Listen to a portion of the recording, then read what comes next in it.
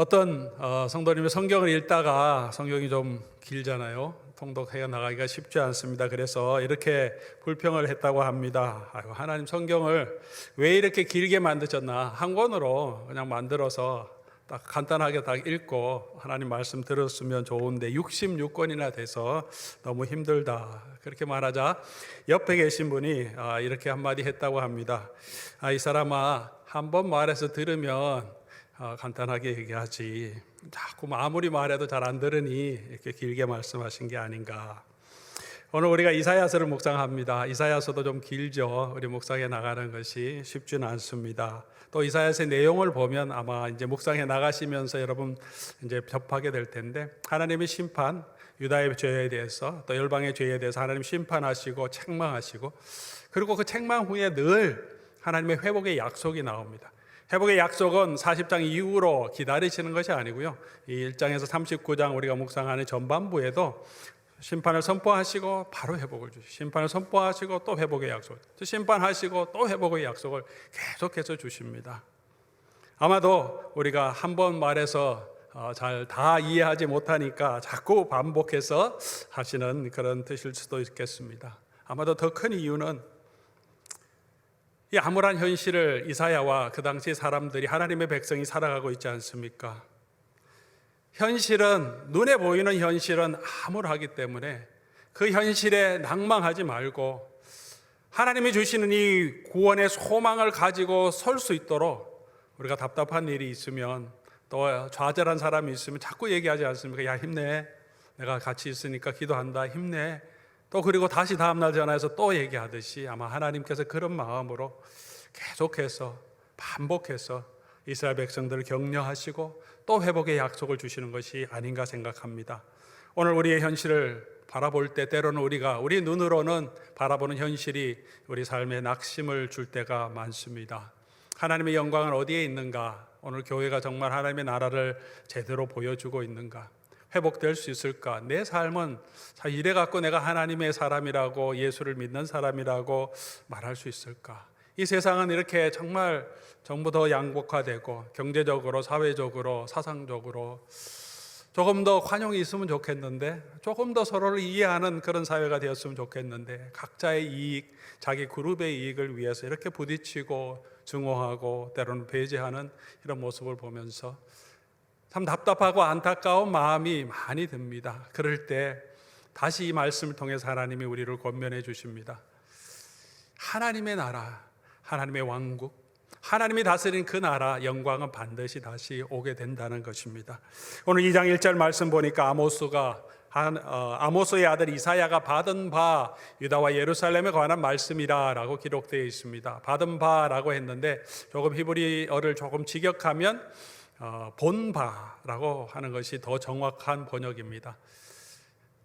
사도 요한이 하늘이 열리고 하나님의 보좌를 보았듯이, 그렇게 이 하나님의 선 시온산이 모든 산 위에 뛰어나게 되고 높이 들리고 그곳으로 만방이 올라오는 이 비전을 본 것이죠.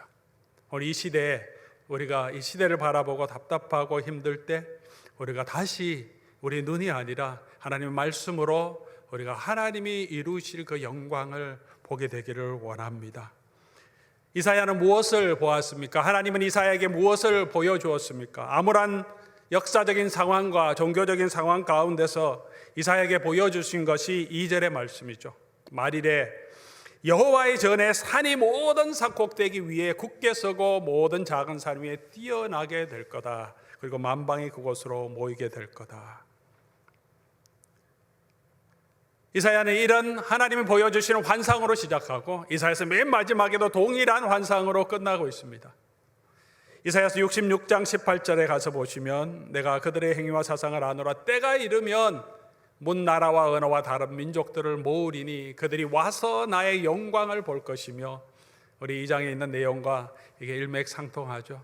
때가 이르면 하나님께서 시온산을 높이 들 것이고 문 나라와 언어와 많은 민족들이 이곳으로 와서 내 영광을 보겠다. 20절에도 문 나라와 나의 성산, 문 나라에서 나의 성산 예루살렘으로 말과 술의 교자 이런 걸 가지고 태워다가 여호와께 예물을 드리며 열방이 나오는 이 모습을 보여주십니다. 오늘 이 시대에도 다시 우리가 보아야 할 하나님의 영광이 아닌가 생각합니다. 사랑하는 성도 여러분, 오늘 우리가 이 소망을 붙들고 하나님이 반드시 하나님의 영광을 회복하실 그 나라를 이루신다는 그 소망과 비전 가운데 걸어갈 수 있기를 바랍니다. 오늘 먼저 우리가 생각해 보고 싶은 것은, 또 생각해 보아야 할 것은, 그럼 우리가 올라가야 할 이 산, 또 하나님께서 모든 산 위에 뛰어나게 들어 회복하시겠다고 하는 이 여호와의 전은 도대체 무엇이며 어디에 있는가 하는 것입니다. 성경 전체를 통해서 우리가 설명할 수 있겠지만 좀 간단하게 설명드리겠습니다. 지금 예루살렘 땅에 있는 그 성전을 회복하시겠다고 생각하는 어떤 기독교의 하나의 그룹들도 있습니다. 그렇게 성경을 해석하는 사람도 있습니다. 실제적으로 문자적으로 예루살렘에 있는 성전이 회복될 거다. 지금 예루살렘의 성전이 무너져 있습니다. 그것을 회복하기 위해서 기다리고 또 이스라엘을 지원하는 교회 그룹들도 있습니다. 그러나 성경 전체적으로 예수 그리스도의 삶과 가르침을 통하여 우리에게 볼 때 분명하게 하나님이 회복하실 그 산은 이 땅에 있는 사람이 손으로 만든, 또 사람이 손으로 앞으로 세울 그런 성전이 아니라는 것은 너무나 분명합니다. 만약에 예루살렘의 성전이, 지금 예루살렘 땅의 성전이 다시 회복될 것을 기다리고 그것을 바라본다면 우리는 어쩌면 예수님께서 이루신 그 구원을 저버리고 다시 옛것으로 돌아가는 잘못에 빠질 수 있습니다. 요한복음 2장 21절에 예수님께서 성전에 올라가셨는데요, 성전을 우리가 보통은 청결하게 하셨다 그렇게 말하는데, 많은 신약의 학자들은 성전 청결 사건이 아니라 척결 사건이다 이렇게 말하는 게 맞다. 이 성전을 무너뜨리라 예수님 선포하시죠. 다시 살보겠다. 이 성전, 이 땅에 손으로 만든 성전 더 이상 이제는 유효기간 끝. 그리고 예수님은 자기 육체를 가르쳐서 성전된 것을 말하고 계십니다. 무너지면 다시 세울 것은 이 성전을 세우는 것이 아니라 당신이 다시 부활할 것으로 이 육체의 손으로 지어진 성전의 기능을 회복하시는 것이죠. 사도 바울도 말합니다. 누가 정말 하나님의 백성인가? 이 땅에 있는 유대 나라의 백성들은 이 땅에 있는 예루살렘, 지금 우리가 있는 그 예루살렘에 소속된 사람인데, 우리는 예수를 믿는 사람은 정말 아브라함의 자손인데 그 사람들은 사라의 언약의 자손이고 그 사라는 하늘에 있는 예루살렘에 소속된 자다라고 말합니다. 우리가 바라보아야 할 것은 하늘에 있는, 위에 있는 예루살렘이라고 말합니다.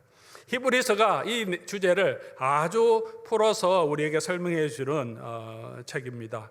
히브리서 12장 22절에 가서 보면 우리가 이런 곳은, 그렇게 말합니다. 우리가 이런 곳은, 성도들이 예배하여 이른 곳은, 예배의 자리에 모인 것은 이라고 뜻입니다.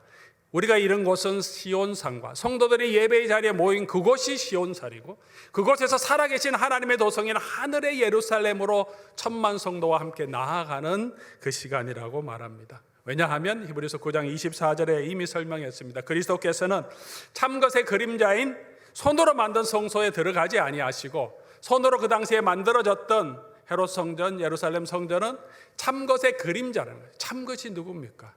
참것. 이것은 모형이고 그림자인데 그 참것은 하늘에 있는 성전인데, 그 하늘에 있는 성전이 예수님 자신이라고 말합니다. 그 하늘에 들어가셔서 우리를 위해 중보하셨다.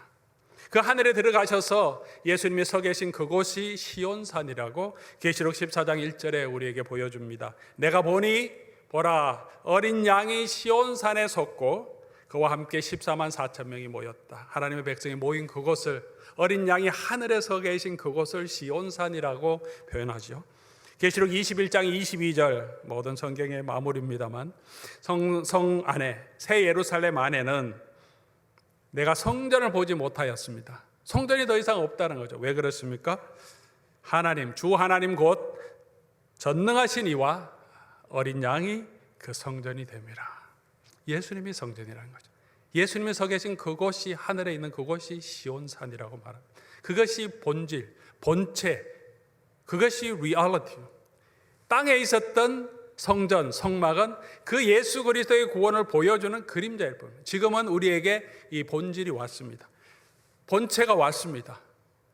진정한 성소가 우리 가운데 오셨습니다. 예수님께서 당신의 육신을 찢고 우리로 하여금 하늘 보좌 앞으로 나아가게 해 주셨습니다. 그런데 우리가 다시 손으로 만든 성전을 만든다는 것은 예수님이 이루신 이 구원의 모든 노력을 다 거부하는 것이 될 수밖에 없습니다.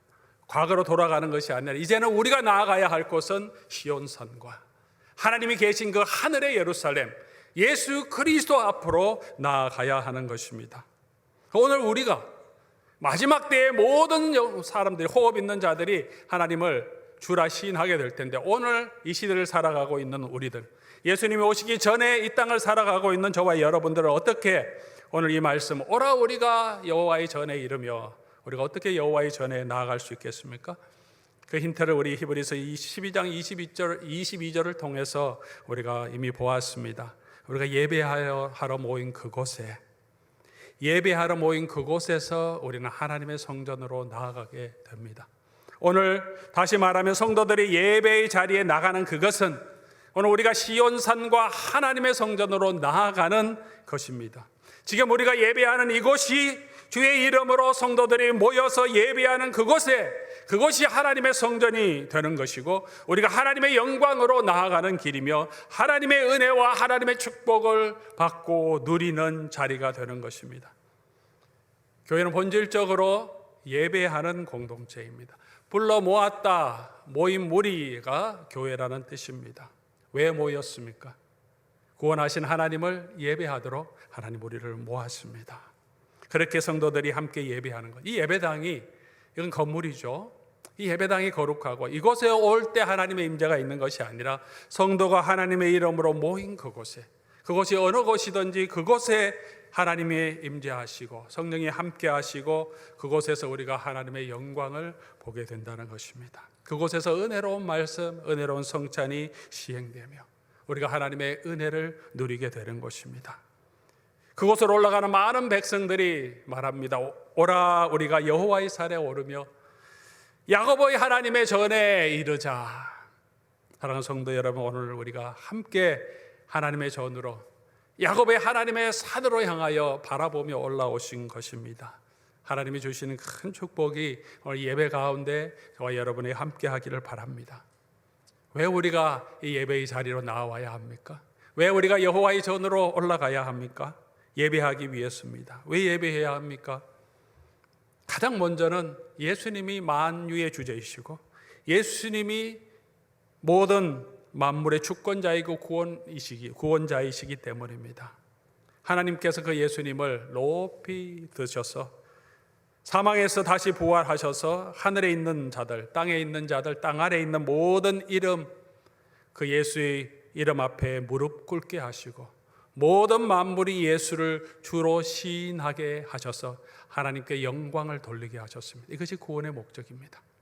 예수님을 높이 드셔서, 시온산이 들린 것은 예수님의 들림 받으심, 하나님 보좌 우편에 앉아 계심, 예수님이 모든 주권을 가지고 계신 분임을 우리에게 말씀해 주시고 그렇게 성취되었다는 것을 우리가 알고 있습니다. 그러므로 그 예수 그리스도께 예배하고 그 예수 그리스도를 주로 시인하며 예배하는 그 삶을 하나님께서 그 삶으로 우리를 불러주신 것입니다. 예배는 성도의 삶의 최고의 목적이고 또 최종의 목적입니다. 두 번째로 하나님께서 마땅히 우리가 구원하신 하나님을 예배해야 할 뿐만 아니라 예배의 자리로 나올 때 생명과 축복이 우리에게 흘러 넘치게 되기 때문입니다. 3절 말씀 보니까 우리가 예배로 올라가면, 시온으로 올라가면 그의 길을 우리에게 가르칠 것이다. 예수님의 길을 우리에게 가르치고 우리가 율법에 행하게 할 것이다. 율법으로 다시 살아나게 될 것이라고 말씀하고 있습니다. 우리가 예수님께로 가면 예수님께서 우리의 목마름을 채워주십니다. 우리의 고난을, 우리의 수고를 내려놓고 쉬게 하십니다. 죄의 짐이, 이 우리의 죄성이 얼마나 심합니까? 우리가 이 세상에서 어디에서 참 안식을, 참 쉼을 누릴 수 있겠습니까?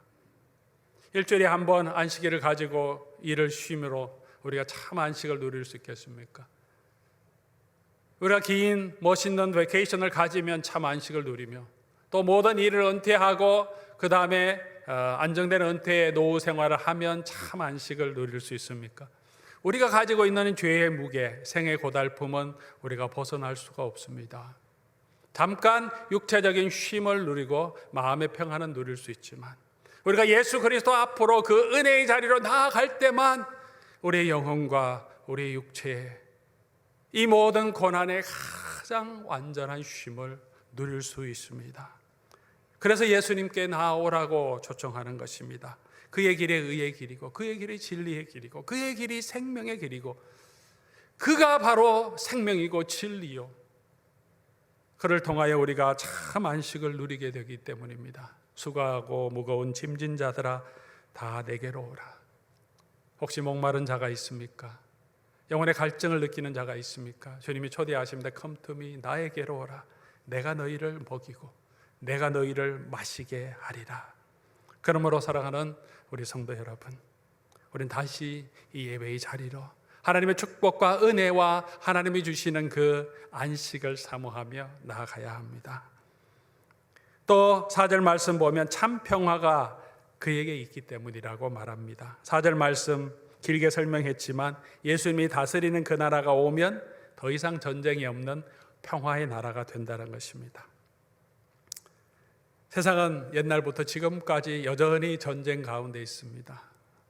요즘은 총칼로 전쟁하는 것보다 총칼이 없는 경제적인 전쟁을 하고 있습니다. 정치적으로 다른 입장에 있는 사람들이 또 정쟁이죠.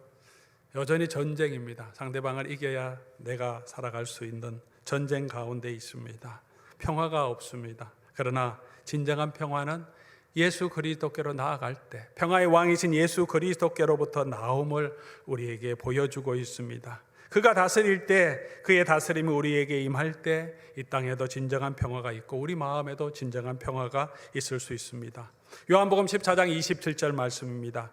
평안을, 샬롬이죠, 평안을 너희에게 주노니 곧 나의 평안이, 내가 주는 평안.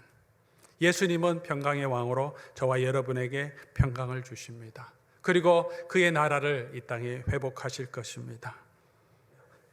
하나님께서 이사야를 통해서 일어나서 빛을 발하라 라고 그 백성에게 선포하십니다. 왜냐하면 그 빛이 생명 되신 여호와의 종이 우리에게 임하였고 우리가 일어나서 그 빛을 발하는 자가 되기를 원하십니다. 오늘 우리가 평화의 사도로 이 땅에 서기 위해서 빛에 행하라고 오늘 2장 5절에도 말하는데 빛의 자녀로 행하기 위해서 우리는 예배의 자리로 나아가야 합니다. 평화의 왕이신 예수 그리스도를 보고 예수 그리스도의 은혜 가운데 서 있을 때만 저와 여러분이 진정한 평화를 만드는 자, 화평케 하는 자가 된다는 것입니다. 내 생각대로 화평을 이루어가는 것이 아니라 예수 그리스도의 삶과 모범을 봄으로 그 은혜를 알므로 우리가 화평케 하는 자로 하나님께서 성령 안에 우리를 만들어 가십니다. 그러기 위해서는 우리의 우상들을 내려놓아야 합니다. 성공에 대한 우리의 꿈을 내려놓아야 합니다. 권력에 대한 우리의 꿈을 내려놓아야 합니다. 나의 자존심을 내려놓아야 합니다. 겸손하게 이 구원하시는 하나님의 앞으로 나아가 그의 영광을 볼 때 우리 마음 가운데 하나님의 은혜를 주시고 그 은혜 가운데 우리가 진정한 평화의 도구로 빛의 자녀로 이 땅을 서게 되게 것입니다. 그 구원의 은혜를 더 알기 위하여 우리는 하나님 앞으로 이 예배의 자리로 나아가야 합니다. 예배로 나아갈 때 우리는 어떻게 올라가야 합니까? 3절 말씀 보니까 우리 서로 격려하며 올라가라고 말합니다. 3절 많은 백성들이 가며 이르기를 오라.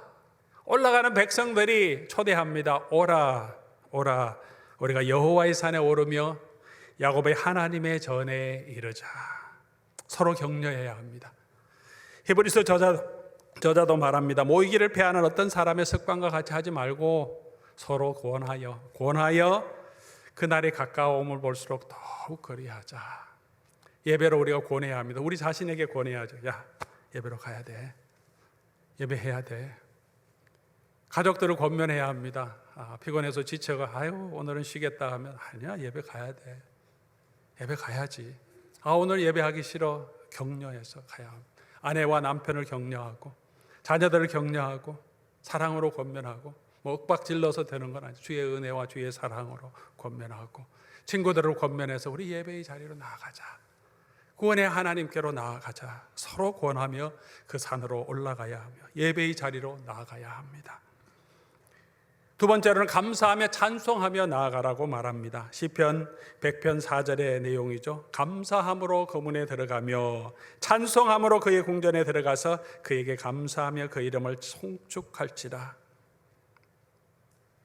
구원하심이 보좌에 앉으신 이와 어린 양에게이기 때문에, 그분은 여전히 우리를 지키시는 자이기 때문에 눈동자같이 오늘도 우리를 지키시고 독수리의 날개치며 우리를 보호해 주시고 그 광야의 길을 걸어가게 하신 분이십니다. 우리를 고아와 같이 버려두지 않으시는 분이십니다. 이사야서도 말합니다. 지렁이 같은 야곱아, 네가 불로 가든지 물로 가든지 내가 너희와 항상 함께 하겠다. 내가 나의 의로운 오른손으로 너를 붙들어 주겠다. 너는 지렁이 같고 너는 죄 가운데 있지만 내가 너를 버리지 않겠고 내가 너를 붙들어 주겠다고 약속해 주셨습니다. 오늘도 이 하나님은 저와 여러분을 붙들어 주고 계십니다.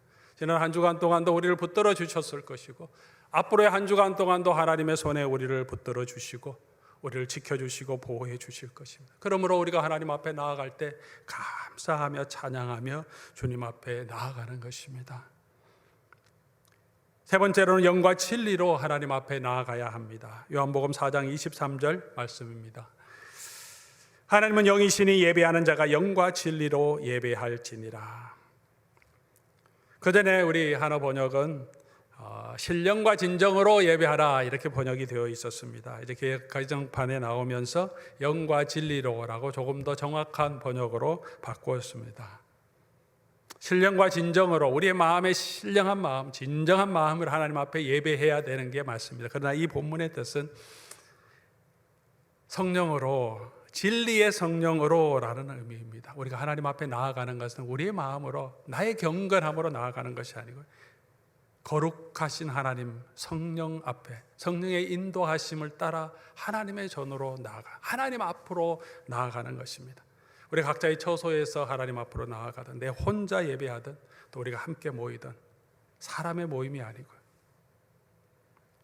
우리가 지금 사람 앞에, 사람이 보이지만 사람 앞에 서 있는 것이 아니라 거룩한 성령께서 이 가운데 계시며 우리가 그 영광스러운 하나님 앞에 서 있는 것을 인식하고 그 은혜를 붙들고 예배의 자리로 나아가라 하시는 것입니다. 예수님께서 영과 진리로 예배하라고, 진리의 영으로 예배하라고 하시면서 그의 성령을 그 교회에 부어주셨어. 그들이 그 성령에 의지하여 하나님 앞에 예배하게 하신 것입니다. 오늘 언제나 우리가 주님 앞에 나갈 때는 우리가 하나님의 거룩한 성령 안에 있음을 기억하시기 바랍니다. 이 예배를 만홀히 여기는 자는 하나님을 만홀히 여기는 것입니다. 하나님을 만홀히 여기는 자는 하나님께서 그 사람을 만홀히 여기시겠다고 하셨습니다. 우리가 하나님 앞에 나아갈 때 정말 하나님 앞에 나아가는 자로 그의 진리의 성령으로 나아가시며 그 하나님의 은혜를 구하시고 함께 하시는 그 주의 은혜를 붙들고 나아가 예배하는 자가 되기를 바랍니다. 마지막으로 우리는 안전지대를 벗어나서 예배의 자리로 나아가야 합니다. 히브리서 13장 14절에 이렇게 말씀하십니다. 그런즉 우리도 그의 치욕을 짊어지고 영문 밖으로 그에게로 나아가자. 이것은 히브리서 저자가 말하는 마지막 권면입니다. 예수님께서 영문 밖에서 예루살렘을 떠나서 해골의 곳이라고 하는 그곳에서, 손으로 만든 성전이 아니라 해골의 곳에서 사람들이 처형당하는 그곳에서 골고다에서 십자가에 못 박혀 돌아가셨습니다. 그 예수님께로 나아가는 길은 예루살렘 안에, 우리의 안전지대 안에 머무르는 것이 아니라 우리의 치욕을 지고 때로는 능력을 감당하고 그에게로 나아가야 하는 것입니다. 예배의 자리로 나아가는 것은 쉽지 않았습니다. 히브리서 저자가 이 성경을 기록할 때 성도들은 예배로 모이는 것이 쉽지 않았습니다. 세상에 유혹이 있었고 세상에 핍박이 있었습니다. 그래서 우리가 모이기를 패하지 말고 더 권하여 모이자고 한 것입니다. 위험이 없어서가 아닙니다. 위험이 있었고 조롱이 있었고 비난이 있었고 그리스도인으로 들통나면 재물을 잃어버릴 수도 있는 상황, 짐승에게 던져버려질 수도 있는 그런 상황, 생명을 잃을 수도 있는 그런 상황임에도 불구하고 우리가 이런 그곳, 하나님이 계신 시온의 산 예배의 자리로 나아가자고 하시는 것입니다. 초대교회 성도들은 1세기부터 3세기까지 목숨의 위험을 감수하고 예배의 자리로 나아갔습니다. 사람들이 있는 시내에서 모이기 힘들 때, 가정집에서 모이기 힘들 때 그들은 새벽 이른 아침 숲속으로 나아가서 모였다는 기록이 있습니다. 그곳에서 성찬을 한다는 소식을 듣고 세상에 있는 역사학자들은 이런 루머가 있다고 우리에게 소개합니다. 그리스도인들은 새벽 일찍 숲속으로 들어가서 사람을 잡아먹는다. 그 피를 마신다. 그런 사교 집단이다. 새벽 일찍 아무도 모르는 곳에 사람들이 모여서 성찬을 나누고 예배를 했기 때문입니다. 왜 새벽 그 아침에 숲속으로 나가서 예배합니까? 교회는 본질적으로 예배하는 공동체이기 때문입니다. 위험한데 각 가정에서 가정별로 예배 드리면 되지. 초대교회가 가정교회라고 했는데 그렇게 하지 않았습니다. 온 교회가 주의 부활하신 그날에 함께 모여서 하나님 앞에 나아가는 그 예배의 공동체로 그들이 섰기 때문에 그들에게 능력이 있었습니다. 예배를 포기하고 어떻게 우리가 이 땅에서 하나님의 자녀로 설 수 있습니까? 어디에서 예배를 포기하고 모이기를 패하고 어떻게 우리가 빛의 자녀로 하나님의 영광을 보고 하나님의 능력을 알고 이 땅에 서겠습니까? 우리 예배 가운데 마스크도 써야 하고 답답하고 찬양도 마음껏 못하지만 주의 이름으로 함께 모인 이곳이 하나님의 영광을 보는 시간이고 하나님의 축복이 이곳에 임하는 순간임을 믿으시기 바랍니다. 그 은혜 가운데서 우리가 삶의 현장에서 예배자로 서게 될 것입니다. 생명의